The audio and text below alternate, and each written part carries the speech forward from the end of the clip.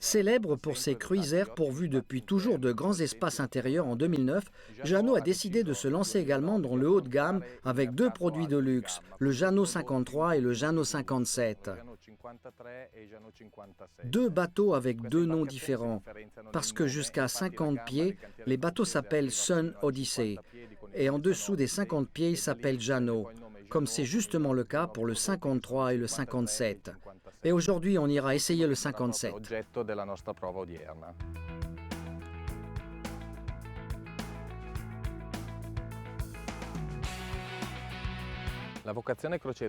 Ce 57 pieds est fait pour la croisière et le plan du pont réalisé par le cabinet italien Garroni en est la preuve. Comme on peut le voir, ce bateau est pourvu d'un grand solarium à l'arrière qui fait 2,90 m de long et 90 cm de large, très confortable pour les invités quand le bateau est en navigation. Le siège du barreur est vraiment ergonomique et il est très facile de passer de l'avant à l'arrière. Une autre caractéristique très confortable de ce 57 pieds concerne les banquettes, qui font presque 2 mètres de long et qui permettent de faire asseoir jusqu'à 8 personnes. Et puis on a une table centrale très grande avec les deux volets rabattables, qui permet de déjeuner en plein air, aussi bien au mouillage qu'en navigation, de façon très confortable. La disposition des manœuvres a été optimisée pour une facilité d'utilisation, même avec un équipage réduit ou pas vraiment expert. En effet, les winches primaires se trouvent à côté du barreur qui peut ainsi régler les voiles avant directement du poste de barre. Les winches secondaires, qui servent aussi pour régler toutes les drisses et les coudes de grand voile, se trouvent à côté du roof, bien protégés par le taux de soleil, qui permet aussi de les utiliser lorsque la météo n'est pas géniale.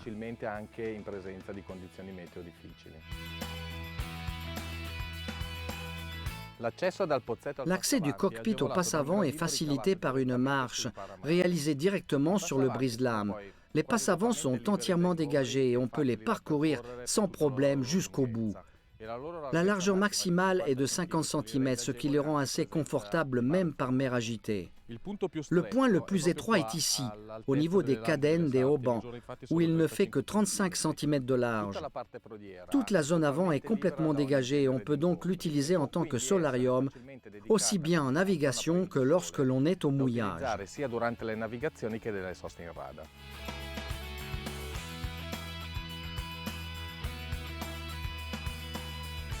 La cabine du marin du bord se trouve en proue et il y a le lit pour le marin, un coin toilette indépendant et on peut également l'utiliser en tant que soute à voile.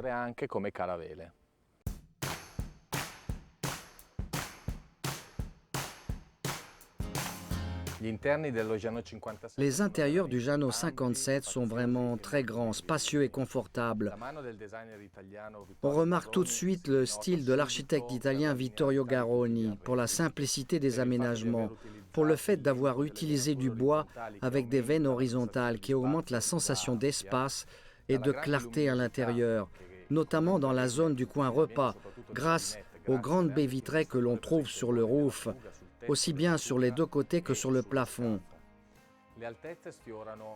Et la hauteur est presque partout de 2 mètres, entre 1,95 m et 1,99 m. Cela est possible grâce à la hauteur des murailles. En effet, la muraille, l'œuvre morte du bateau, fait 1,55 m de haut. Si à cela on ajoute encore 50 cm du roof, on peut facilement imaginer la hauteur que l'on a à l'intérieur du bateau.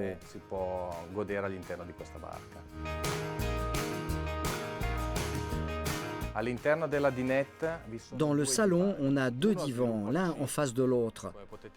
Le premier est en forme de C et il occupe le côté tribord du bateau en faisant asseoir jusqu'à 8 personnes. Si on considère aussi les 2 petits fauteuils qui se trouvent autour de la table de salle à manger avec les 2 volets rabattables. De l'autre côté, donc, à bâbord, on a le deuxième divan, ce qui permet d'avoir une bonne convivialité à l'intérieur du salon.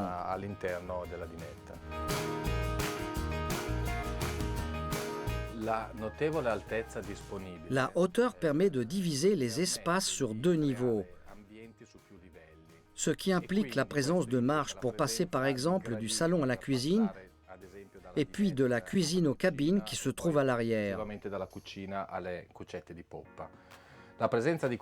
La présence de ces marches peut être un peu dangereuse en navigation lorsque le bateau est à la gîte.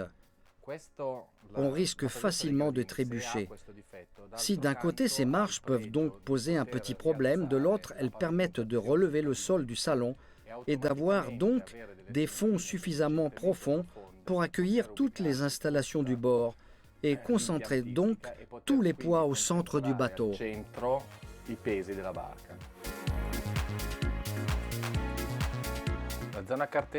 La table à cartes se trouve à droite de l'échelle d'entrée. La table est assez grande, 64 cm par 48, et on peut donc ouvrir toutes les cartes nautiques. Un coffre juste en dessous et suffisamment profond permet de ranger les cartes et le long de la muraille, on peut mettre tous les instruments utiles pour la navigation. À remarquer aussi le banc que l'on a à l'arrière de la table à cartes, où on peut mettre toutes les instructions nautiques et les livres utiles pour la navigation.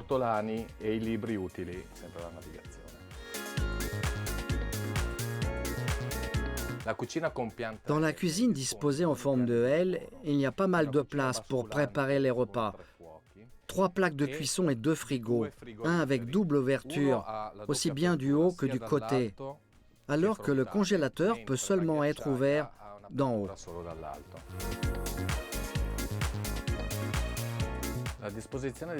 La disposition des intérieurs de ce modèle de Jeannot 57 envisage 2 cabines identiques, à l'arrière, pour les invités, puis la cabine armateur à l'avant.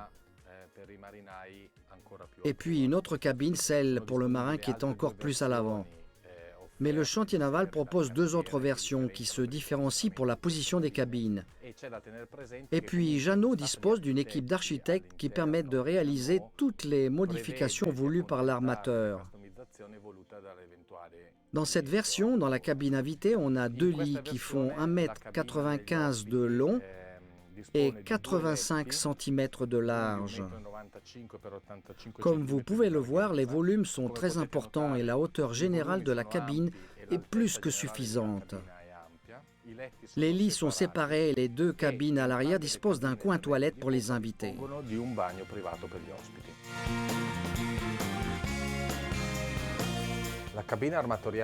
La cabine armateur en proue est vraiment très grande, même plus grande que ce que l'on trouve sur des bateaux plus importants. À l'intérieur, on a un petit bureau, très confortable, avec un écran plasma et un lit double qui fait 2,5 m de long et 1,58 m de large. L'accès au lit est très facile, grâce également à cette marche, qui permet donc de s'asseoir de façon très confortable.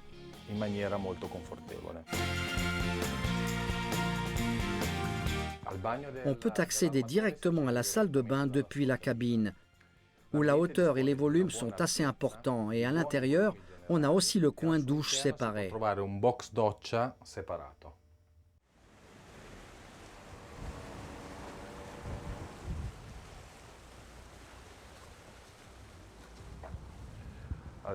Nous sommes sortis en mer à la voile pour essayer ce Jeannot 57. Aujourd'hui, la météo est un peu bizarre, la mer est plate. On a 8 nœuds de vent avec des rafales jusqu'à 11 nœuds. Maintenant, nous sommes au portant. Le bateau garde parfaitement le cap et il est très stable. Mais il faut dire que son déplacement assez lourd compromet un peu ses performances en phase d'accélération. Même si une fois démarré, il garde toujours une vitesse constante. En ce moment, il y a 8,2 nœuds de vent et nous sommes à 4 nœuds de vitesse. Le génois est très superposé et la grand voile n'est pas énorme, parce que ce modèle est pourvu d'enrouleurs de grand voile sur le mât. À la barre, le bateau est quand même assez réactif. Il faut lui donner un petit peu de temps, mais après il répond très bien, en loffant et en abattant assez rapidement. Là, on va serrer le vent d'un peu plus près.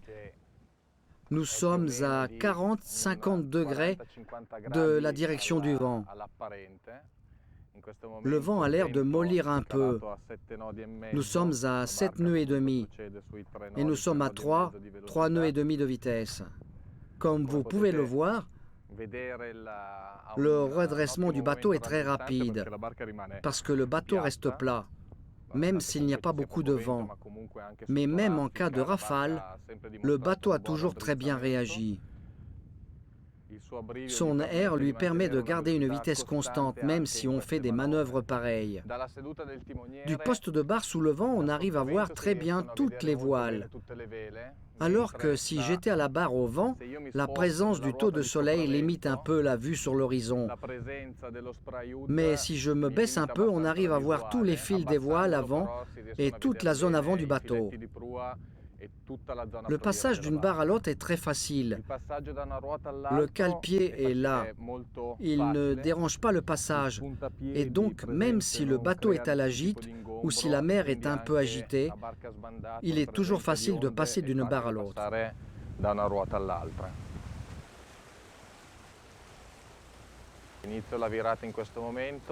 Là, je vais virer de bord, je l'offre.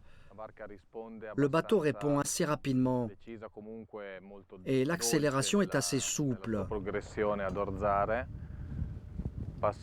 Il se met assez facilement cap au vent. Je repars donc bâbord armure. Et ensuite, il est assez facile de border le génois grâce au winch électrique. Et on repart donc bâbord armure. L'angle du virement de bord est d'environ 80-90 degrés. L'accélération bâbord armure est un peu lente. C'est vrai que le vent a molli un peu. Là, on est à 6 nœuds et demi. Et puis, il faut dire aussi que ce bateau est assez lourd.